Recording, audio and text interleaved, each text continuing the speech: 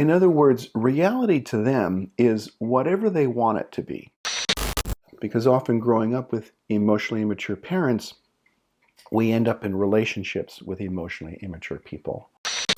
Hi, this is Jim Breon. Welcome to this YouTube channel where we discuss all things mental health. I'm a licensed marriage and family therapist and also a licensed professional clinical counselor in Orange County, California. What I'm going to be talking about today is emotionally immature people. You know, when we hear that term, I'm sure different people have different ideas of what that means, and you think, well, maybe what does it mean to be emotionally immature? Are you just kind of childish? Or, you know, there actually are some specific traits that we can recognize as a sign of emotional immaturity. And I think those are things that it's helpful if we can recognize it in ourselves, for one thing, and in other people. Often emotional immaturity is a huge element of certain personality disorders, like narcissistic personality traits or borderline features, or for sure things like antisocial personality disorder. And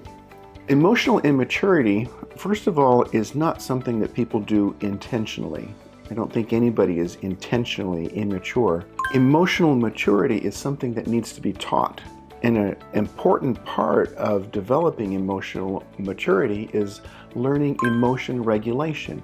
In other words, how to regulate your emotions in any given situation. And people who are emotionally immature are people that react to life like they're much younger than they actually are. An emotionally immature person could actually be very successful, could be very socially popular in lots of different ways, but they're delayed emotionally. Their emotional development is delayed. Emotionally, they might respond to stress or demands much more like a child or a teenager than a grown adult. And emotional immaturity shows up in the ways that we handle relationships, how we handle stress, and demands that are put on us, especially for intimacy. Now, it's worth mentioning that nobody is 100% perfect at emotional maturity, and nobody is 100%, terrible at it. It's a spectrum, but it is something important to recognize and to try to heal in ourselves and cope with in other people. A person who is emotionally immature will revert emotionally the higher the demands are put on the person. In other words, if they're needing to be very intimate or respond in a very compassionate, empathic way, an emotionally immature person will really struggle.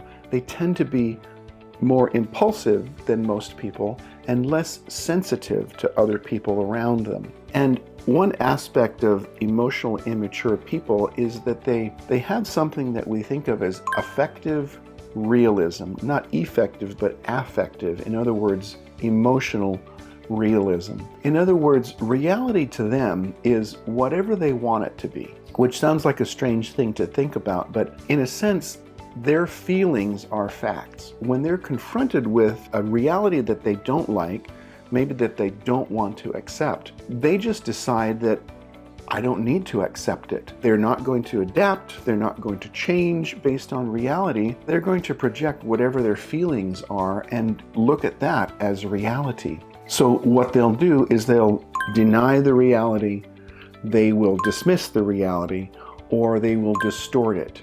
And this is when you'll see people who will start to gaslight other people and tell people that didn't happen, that's not what happened, no, it happened this way. They can actually try to distort reality for other people.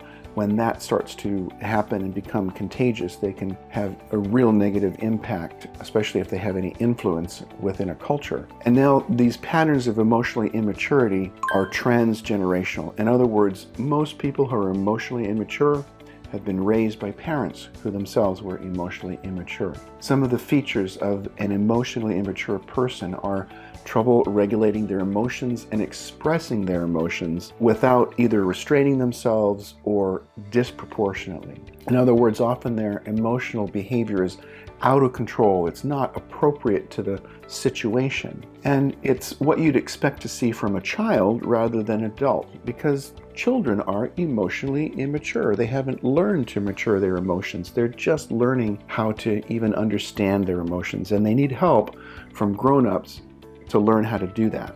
So in other words, An emotionally immature person is somebody who probably never learned how to soothe themselves.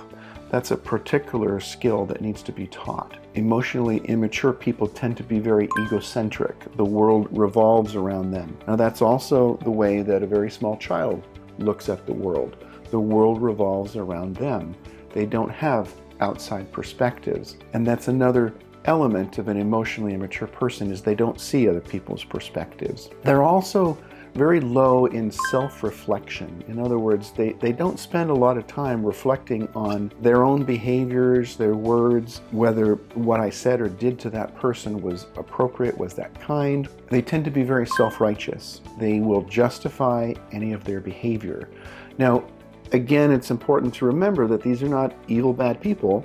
These are people that have never matured emotionally.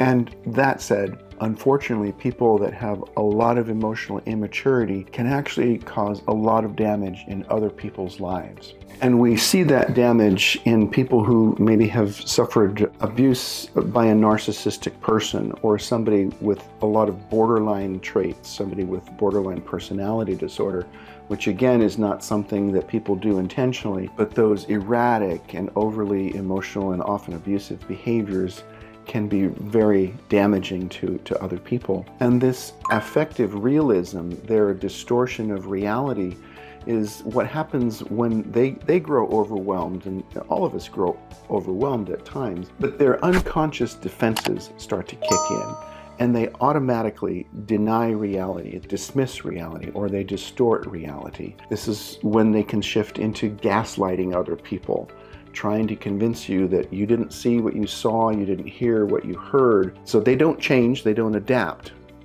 They change reality in their own minds. They're very sensitive often to rejection. And for them, feelings are facts. In other words, if I feel a certain way, well, that has to be reality. They don't actually realize that my feelings about a certain situation may not match the facts of a situation. So an emotionally immature person, when they're triggered, is not logical, they're not rational, and they tend to project their feelings onto other people. Now, we all project things onto other people all the time, our positive projections and our negative projections, but this tends to be a primary defense for an emotionally immature person.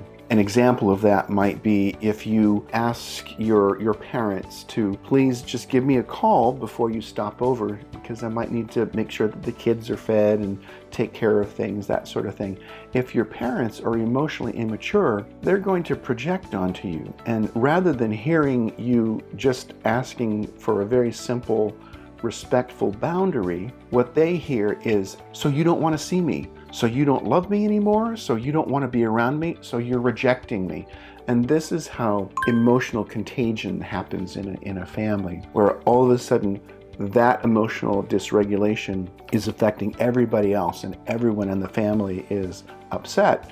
And often these ruptures and grudges will last for years. So, this begs the question, what is it like to grow up with emotionally immature parents? Growing up with parents who are emotionally immature, you can still love them, they can still love you, mostly. There are some people that, have severe personality disorders that I think we have to question whether they're actually capable of what we think of as real love. But often family life might actually feel fairly normal. But you as the child often don't feel the closeness. You don't feel secure in the family. And you might even grow up to feel emotionally lonely. You might grow up to feel like you're not really known, you're not really seen, and you don't feel emotional intimacy from parents. Often a child of an emotionally immature parent will have a real hard time expressing themselves intimately or authentically, because in families with emotionally immature parents, emotions aren't honored, and individuality is not honored. And certain emotions may be expressed, but others, they're verboten. And often a child who's raised in this type of environment grows up feeling like somehow there's something wrong with me. And they also believe that somehow I might have caused this. There's this magical thinking that children normally have, between ages of 2 and 6 roughly, but that speaks also to the egocentric part of it. A child is egocentric, and they think that, if mommy or daddy isn't responding to me the way that I want them to, it must have been because of something I did.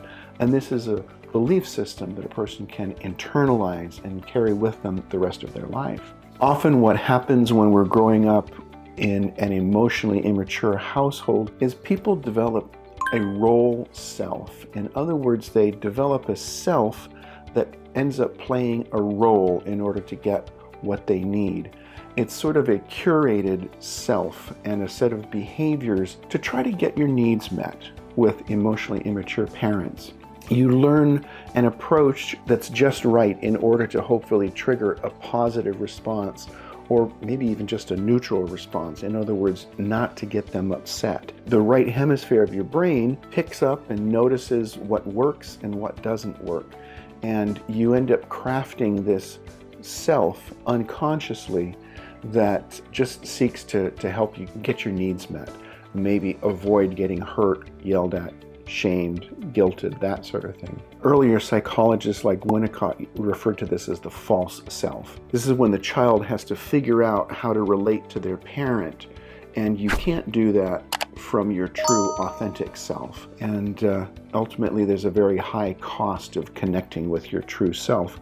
So we develop other parts of ourselves. So I think it's very important to recognize if there are emotionally immature parts of ourselves, and to try to learn to mature those parts of ourselves. We also need to learn ways to kind of detach or unenmesh ourselves with emotionally immature people. If you find that there's an enmeshment happening in your family or in your relationship, or you're experiencing emotional coercion, if you're being shamed, if you're being guilted, if somebody is always projecting things onto you or gaslighting you, then you have to do your best to try to find and foster and nurture your true self, not the role self, the role that we take on to get our needs met. And that might be a role self that was developed when you were a child, because often growing up with emotionally immature parents, we end up in relationships with emotionally immature people. So as you foster and nurture your true self, you start to act from that real, true self, rather than acting in terms of what people expect from you. And you start to notice more and more what it is that you really need, what it is that you really feel, and start to connect to yourself. Now, this might sound like an abstract thing, and in therapy, where you're working with a good therapist who understands these concepts, you have the time to actually go into learning how to do this. When you start to foster that true self, you start to notice things, and part of the ways that you can recognize it is you start to feel a vitality in yourself. You start to feel a spontaneous energy, having authentic feelings and experiencing things like joy and sympathetic joy. And this is how you start to learn to come back to yourself, so to speak, rather than people-pleasing or pacifying other person. So recognizing emotional immaturity in other people and maturing it in ourselves is really crucial. And how do we even start that process of developing our true self and separating ourselves from emotionally immature people? The first thing is that you have to notice the pain. You have to notice where it hurts, where you're losing your energy in a relationship. It means starting to recognize patterns of enmeshment, recognizing when you're being coerced repeatedly in a relationship, when you're being shamed, guilted, or abused by a narcissist or somebody who's emotionally immature. You have to pay attention to what it feels like to be used and treated in this way, and use that pain to help you grow. You have to pay attention to, am I somehow falling into a trance with this person? Or am I somehow attracted to the idealizing and I'm growing numb to the devaluing? Things like love bombing in a relationship feel good because it feels like being the apple of your parent's eye. It's a very similar feeling. And now you can start to trace the pathway back to early attachment. It also means paying attention to what it is that you really want and what you really feel, and getting in touch with those feelings. You have to start by asking yourself, what would you have to do to help that happen? What would I have to do to allow myself to live more authentically in touch with my emotions? And if you're living with an emotionally immature person, it doesn't necessarily mean that it's going to work. Often these types of relationships need to be ended in order for you to be able to grow and mature the way that you know inside that you need to. But that is the process of starting to come back to yourself. If the videos are helpful, I encourage you to like and subscribe and sign up for notifications so we can let you know when there's more coming out. And I'd love to hear what you think. Feel free to leave comments and maybe start a conversation, and let me know what else you might like to hear about. And until the next time, take care of yourself and take care of one another.